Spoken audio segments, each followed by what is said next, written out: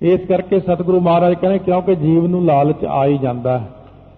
ਇਹਦੇ ਕਰਤੱਵ ਜਿਹੜੇ ਨੇ ਜੀਵ ਦੇ ਅੱਜ ਦੇ ਯੁੱਗ ਦੇ ਅੰਦਰ ਮਾੜੇ ਹੀ ਮਾੜੇ ਨੇ। ਨਾਮ ਵਿਹੂਣਾ ਮੁਕਤ ਕਿਵ ਹੋਏ। ਹੁਣ ਨਾਮ ਤੋਂ ਬਿਨਾਂ ਕਹਿੰਦੇ ਭਾਈ ਮੁਕਤ ਕਿਵੇਂ ਹੋਇਆ ਜਾ ਸਕਦਾ? ਜਦ ਤੱਕ ਸਾਡੇ ਮਨ ਦੇ ਅੰਦਰ ਨਾਮ ਨਹੀਂ, ਮੁਖ ਵਿੱਚ ਨਾਮ ਨਹੀਂ, ਉਦੋਂ ਤੱਕ ਅਸੀਂ ਮੁਕਤ ਕਿਵੇਂ ਹੋ ਸਕਦੇ ਹਾਂ? ਇਸ ਕਰਕੇ ਬੇਨਤੀ ਕਰਦੇ ਨੇ ਸਾਰਿਆਂ ਨੂੰ, ਭਾਈ ਨਾਮ ਜਪਿਆ ਕਰੋ। ਵਿਣ ਨਾਵੈ ਵਿਰੋਧ ਸਰੀਰ। ਨਾਮ ਜਪੇ ਤੋਂ ਬਿਨਾਂ ਸਰੀਰ ਦੇ ਵਿੱਚ ਵਿਰੋਧ ਹੀ ਉੱਠੀ ਜਾਂਦਾ ਹੈ ਪਰਮੇਸ਼ਰ ਬਾਰੇ। ਵਿਰੋਧੀ ਤਾਕਤਾਂ ਜਿਹੜੀਆਂ ਸਰੀਰ ਦੇ ਅੰਦਰ ਆਪਣੇ ਵਿੱਚ ਕਾਮ, ਕ੍ਰੋਧ, ਲੋਭ, ਮੋਹ, ਹੰਕਾਰ, ਵਿਸ਼ੇ ਵਿਕਾਰ, ਹੋਰ ਜਿੰਨੀਆਂ ਵੀ ਅਲਾਮਤਾਂ ਨੇ, ਨਾਮ ਤੋਂ ਬਿਨਾਂ ਵਿਰੋਧ ਸਰੀਰ, ਵਿਰੋਧ ਹੀ ਪੈਦਾ ਹੁੰਦਾ ਸਰੀਰ ਦੇ ਅੰਦਰ। ਨਾਮ ਜਪੀ ਜਾਂਦੇ ਆ ਤੇ ਸ਼ਾਂਤ ਰਹਿੰਦੇ ਨੇ, ਖਤਮ ਹੀ ਹੋ ਜਾਂਦੇ ਅੱਬਲ ਤਾਂ। ਨਹੀਂ ਤਾਂ ਸਰੀਰ ਦੇ ਅੰਦਰ ਜਿਹੜਾ ਵਿਰੋਧ ਹੈ, ਇਹ ਬਿਮਾਰੀਆਂ ਵੀ, ਆਦਿ ਵਿਆਧੀ ਉਪਾਧੀ ਵੀ ਅਤੇ ਵਿਸ਼ੇ ਵਿਕਾਰ ਵੀ, ਜਿੰਨਾ ਕੁਝ ਵੀ ਹੈ, ਨਾਮ ਤੋਂ ਬਿਨਾਂ ਸਰੀਰ ਅੰਦਰ ਵਿਰੋਧ ਹੀ ਪੈਦਾ ਹੁੰਦਾ ਰਹਿੰਦਾ। ਕਿਉਂ ਨਾ ਮਿਲ ਹੈ ਕੱਟ ਹੈ ਮਨ ਪੀਰ। ਕਿਉਂ ਨਹੀਂ ਮਿਲਦਾ ਤੂੰ ਵਾਹਿਗੁਰੂ ਨੂੰ ਅਤੇ ਆਪਣੇ ਮਨ ਦੀ ਪੀੜਾ ਕਿਉਂ ਨਹੀਂ ਕੱਟਦਾ? ਕਿਉਂਕਿ ਨਾਮ ਜਪੇ ਤੋਂ ਬਿਨਾਂ ਤੈਨੂੰ ਹਮੇਸ਼ਾ ਹੀ ਦੁੱਖ ਹੋਵੇਗਾ।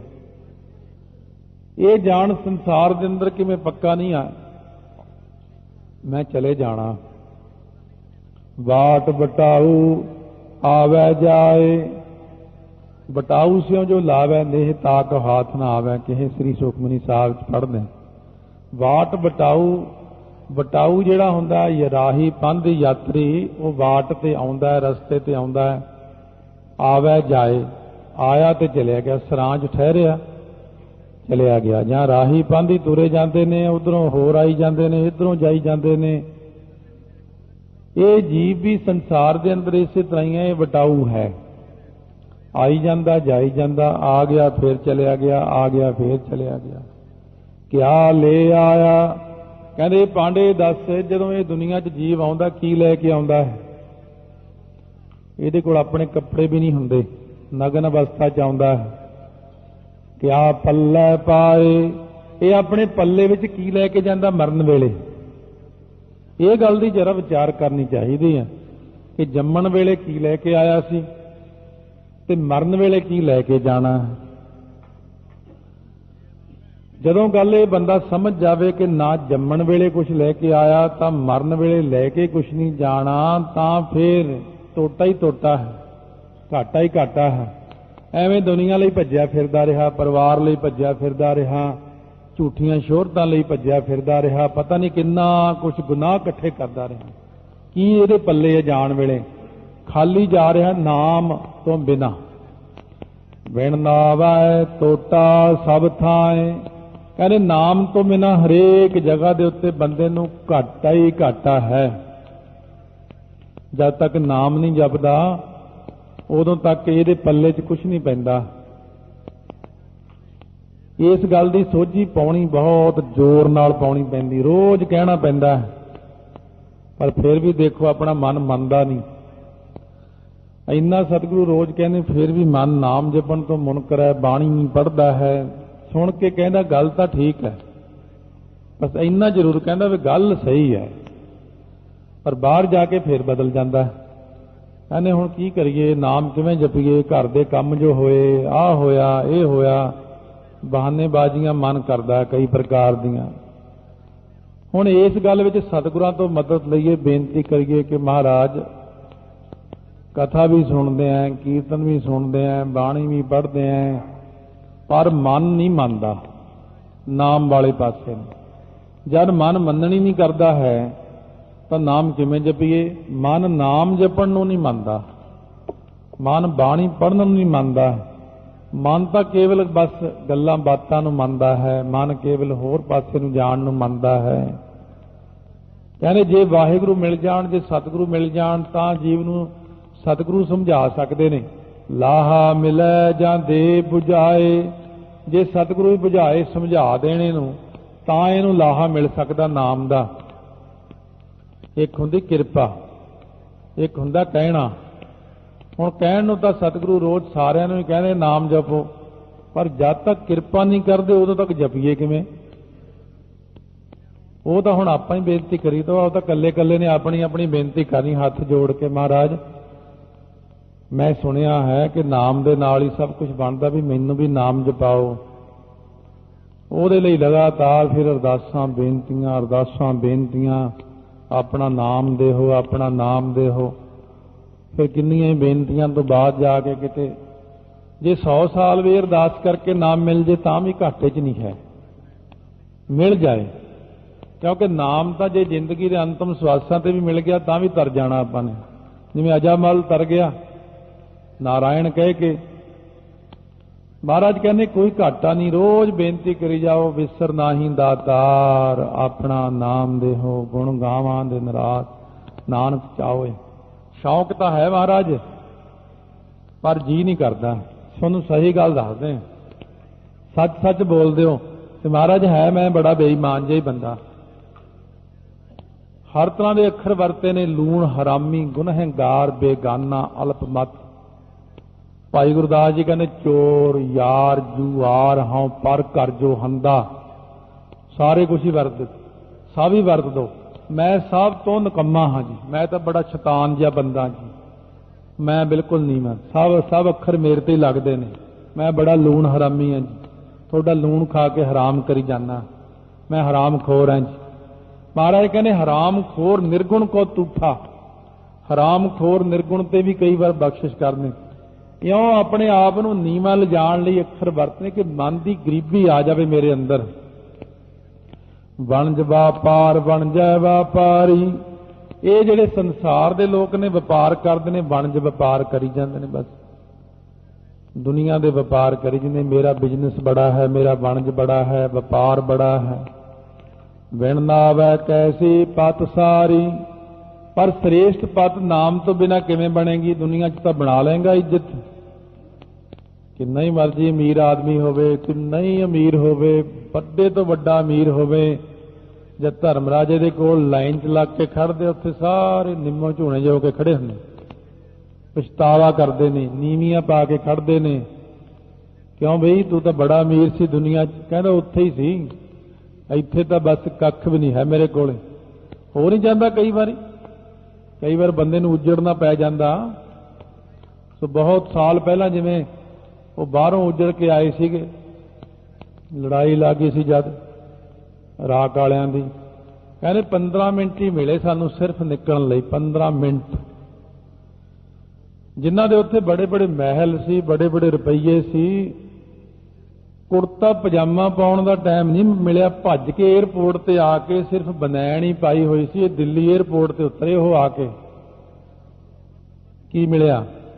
ਜਮਦੂਤ ਵੀ ਇਸ ਤਰ੍ਹਾਂ ਹੀ ਕਰਦੇ, ਜਦ ਤੋਰਨਗੇ ਨਾ, ਇਹ ਤਾਂ 15 ਮਿੰਟ ਦਿੱਤੇ ਸੀ ਨਾ, ਇੱਥੇ ਤਾਂ 1 ਸੈਕਿੰਡ ਵੀ ਨਹੀਂ ਮਿਲਣਾ ਹੈ।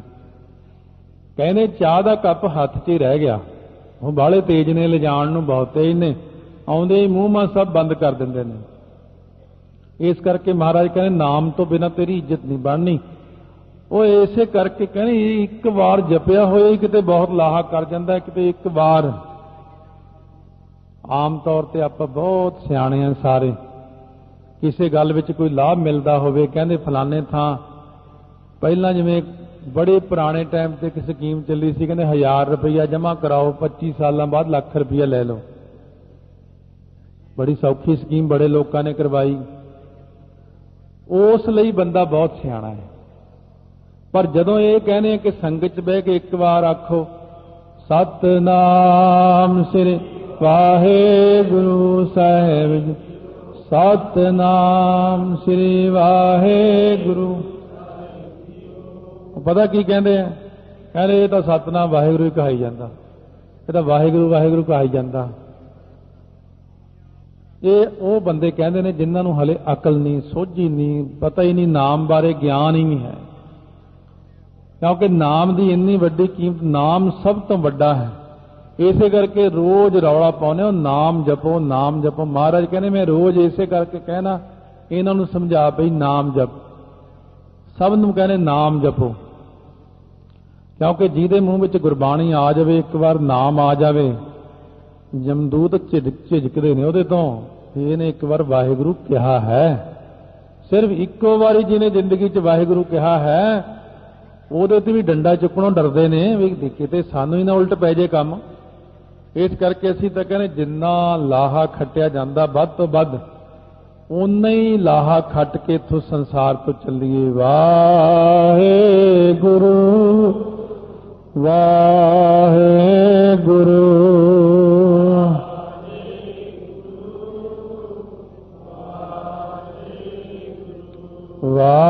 ਵਾਹਿਗੁਰੂ ਵਾਹਿਗੁਰੂ।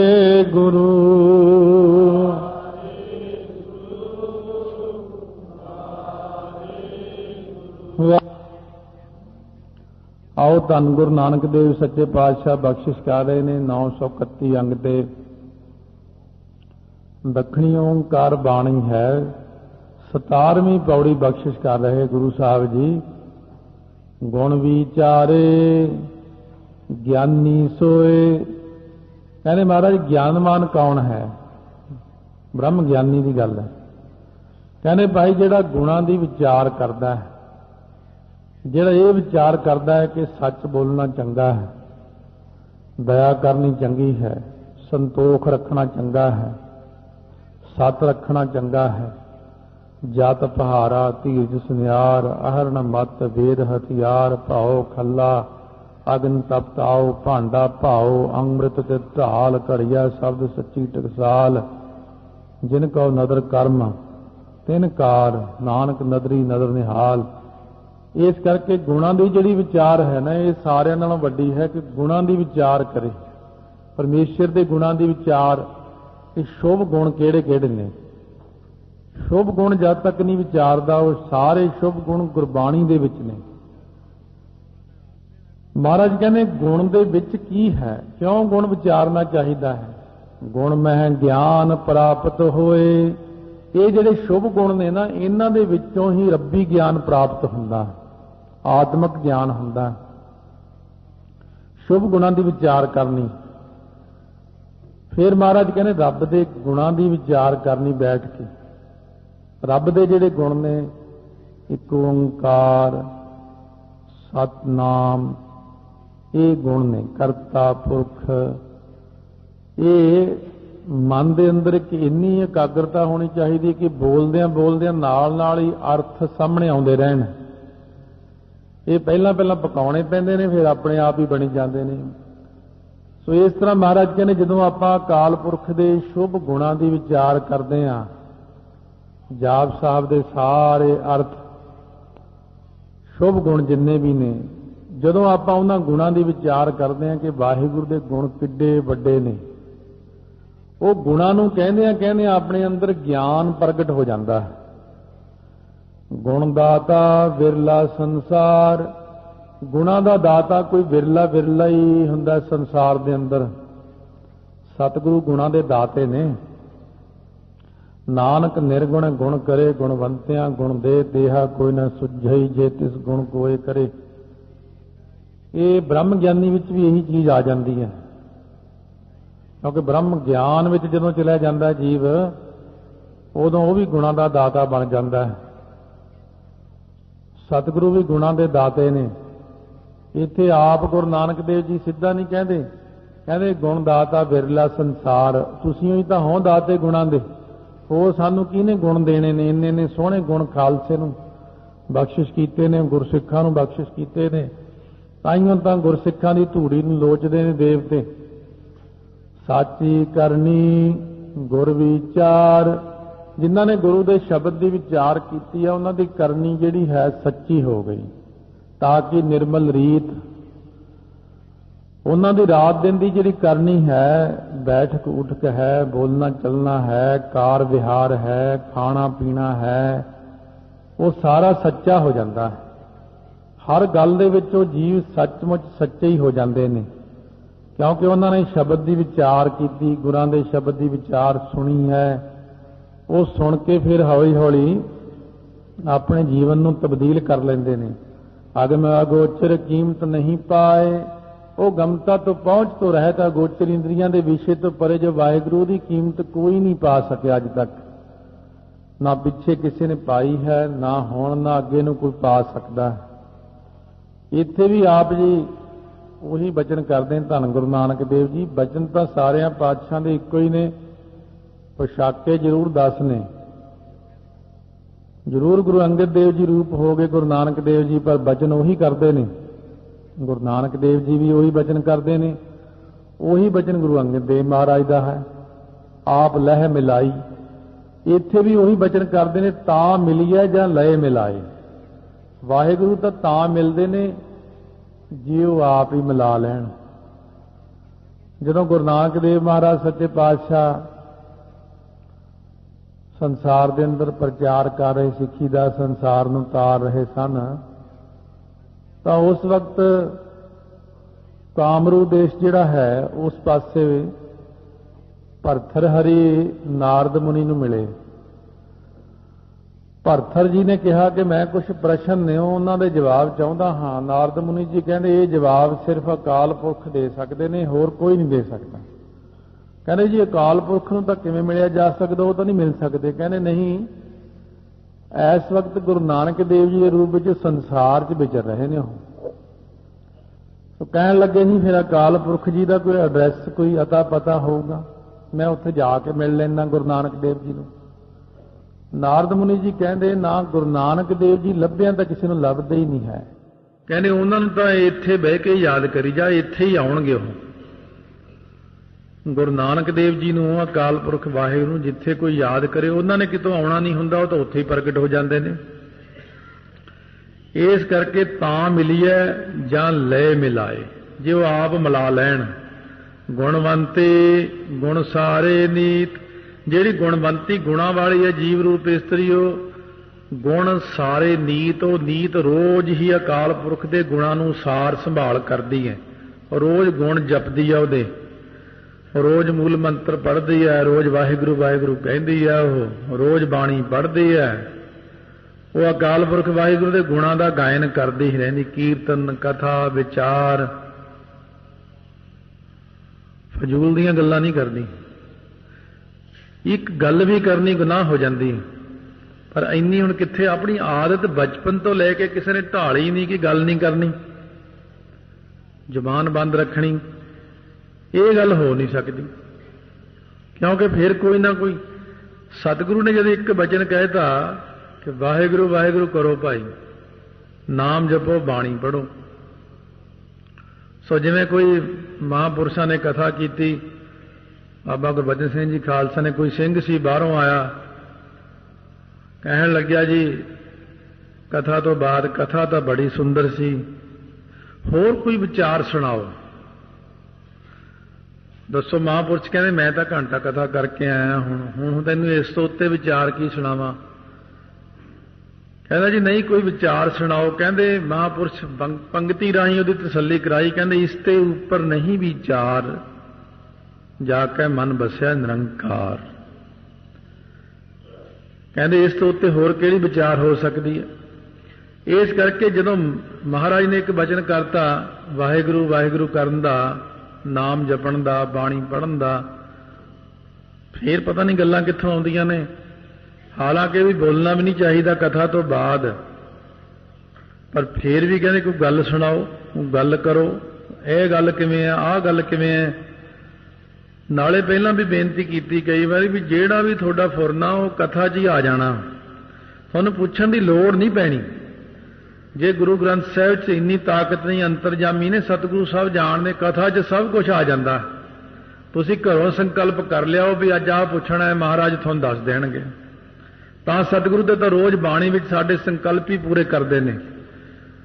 ਗੁਣਵੰਤੀ ਗੁਣ ਸਾਰੇ ਨੀਤ, ਗੁਣਾਂ ਵਾਲੀ ਜਿਹੜੀ ਇਸਤਰੀ ਹੈ ਉਹ ਤਾਂ ਗੁਣਾਂ ਨੂੰ ਹੀ ਯਾਦ ਕਰਦੀ, ਵਾਹਿਗੁਰੂ ਦੇ ਗੁਣ ਗਾਇਨ ਹੀ ਕਰਦੀ ਰਹਿੰਦੀ ਹੈ।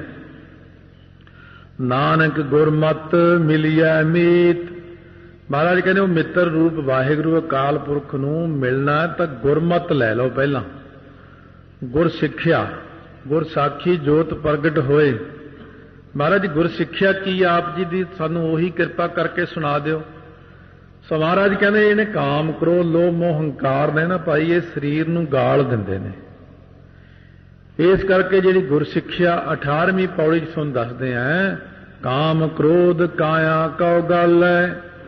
ਕਹਿੰਦੇ ਕਾਮ ਕ੍ਰੋਧ ਜਿਹੜਾ ਹੈ ये शरीर नूं गाल दिंदा है। काम भी बंदे छड्डदा कख नहीं ते क्रोध भी नहीं छड्डदा। ये दोनों ही वड्डियां बीमारियां लोभ मोह हंकार दा ते इत्थे नाम हले नहीं लिया है, क्योंकि क्रोध करके ही सारियां बीमारियां आउंदियां, काम करके बीमारियां आउंदियां। महाराज कहंदे ने, डॉक्टरी बड़ी सोहनी गुरबाणी विच महाराज ने वैदगिरी सब दसती भी ये दो चीज़ां जिहड़ियां शरीर नूं खराब करदियां। शरीर गलदा ही इन्हां करके है। ज्यों कंचन सुहागा ढल, एक खारी चीज़ हुंदी है सुहागा, एक कुठाली विच सुनियारा पा दिंदा तां सोना ढल जांदा एकदम। इसे प्रकार काम अते क्रोध शरीर नूं ढाल दिंदे ने, बिल्कुल ही सत्यानाश कर दिंदे ने इहदा। ताइयों सतगुरां ने कहा जात पहारा। इसे करके सतगुरु कहने सारिਆਂ नालों वड्डी गल है जत गंढी सत वट। जत रखना वड्डी गल है। कस कसवटी सह सो ताओ, सहदा है ताओ नूं, पाव नूं अग्नि दे ताओ नूं सहारदा है सोना। जदों सुहागा पा दिता जाता है 12 वारी करदा सुनियारा, 12 वारी शुद्ध करके फिर वो 12 बन्नी का सोना बन जाता है। फिर इन्ना लिशकदा है, बड़ा सोहना लगता है, पर फिर भी कहते कस कसवटी सह सुताओ। फिर भी वो कसवटी ते ला के देखदा उन्हें, फिर वो किते पूरा उतरदा। इन्ना ताओ सहारन दे बाद सतगुरु भी इसे तरह सिख नूं देखदे ने, बार बार परखदे ने। जब माता जी ने कहा ये सिंह थोड़े वास्ते लड़ते ने, घर बार छड्डे ने, तुसीं इन्हां नूं प्रसादा तक नहीं दिंदे, बेचारे भुखे मरी जा रहे ने, हड्डियां निकल आईयां इन्हां दियां। महाराज 10वें पातशाह कहंदे मैं इन्हां नूं तप करवा रहा। क्यों तप करवा के मैं इन्हां दे जिहड़े ना पिछले जन्मां दे कीते हुए कर्म ने, किरेमान कर्म, उन्हां दे बने ने संचित कर्म। मैं संचित कर्म जिहड़े जमा पए ने वो साड़ने ने, भुखे रख रख इन्हां नूं, ते फिर इन्हां नूं दवांगा भी बहुत कुछ। माता जी हुण तां दुख सहार लैणगे, पर इतने सुख देंगा खालसे नूं कि इतने सुख होणगे कि दुनिया कोल ना सुख होणगे ने। इसे करके मैं इन्हां नूं चढ़ा रहा कसवट्टी दे उत्ते, बार बार इन्हां नूं भट्ठी च पा रहा। तां महाराज कहते नदर सराफ बन्नी सचड़ाओ। कहते फिर जाके बन्नी सचड़ाओ, सच्चा रंग चढ़दा है, फिर सराफ दी नदर विच आउंदा है। फिर जाके वो कहता कि हाँ हुण खरा है ये। पर इस संसार की हालत की है? जगत पशु अंग काल कसाई। कहते अंग हंकार रूपी जिहड़ा काल है तां कसाई बनिया होया है, ते जिहड़ा संसार है जगत सारा ये पशु बनिया होया है। ये हंकार इहदे उत्ते अपना गलबा पाई फिरदा है, ते ये काल, ये मौत, ये हंकार, ये जगत पशु है। इनू समझ नहीं किसी गल दी। पर कहंदे ये भी की करन, कर करता करनी कर पाई। करता अकाल पुरख वाहिगुरू ने जिहड़ी करनी है इन्हां दे कर हत्थ विच पा दित्ती। हरेक दे हत्थ विच उहदा धंधा दे दिता, तूं आ करना है, तूं आ करना है, तूं आ किरत करनी है। जिन कीती तिन कीमत पाई। ये जिन्हें कीती पैदा सृष्टि उसे ने इहदी कीमत पाई है, बाकी तां कोई कीमत पा नहीं सकिया। होर क्या कही है, किछ कहण ना जाई, कुछ कहा नहीं जा सकता, होर असीं की कहीए। ये गुरां दा उपदेश है। इस करके सतगुरु महाराज सच्चे पातशाह कहंदे ने जिन्हां ने उपदेश नूं चंगी तरह सुनिया भी काम क्रोध आदਿਕ जिहड़ियां चीज़ां ने ये शरीर नूं गालदियां ने। सतगुरु नूं सिख फिर भाउंदा नहीं है। भाउंदे महाराज जी किहड़े ने फिर? तां 19वीं पौड़ी विच कहंदे खोजत खोजत अमृत पीया। जिन्हां ने शरीर दे अंदर भाई खोजिया है, अपने आप नूं अंदरों खोजना है, बाहर खोजना। बाहर तो बहुत सो जिवें निक्सन अमरीकन राष्ट्रपति बहुत पहला होया, ਉਹਦੀ निजी डेयरी विच ਇਹ कहंदे लिखिया होया सी, कहंदे मैं साइंसदानां नूं अपील करांगा ਇਹ कि बाहर की खोज तो बंदा बहुत करता। तुसीं खोजां करी जाओ, दरख्तां दीयां खोजां, पंछियां दीयां खोजां, समुंदर दीयां खोजां, आकाश दीयां खोजां, पता नहीं की खोजते रहंदे हो। पर मैं साइंसदानां नूं ये कहांगा कि मन नूं खोजो, मन नूं। ये मन की है? महाराज कहते ने खोजत खोजत अमृत पिया, सुर नार मुरजन अमृत खोज दे, सो अमृत गुर ते पाया।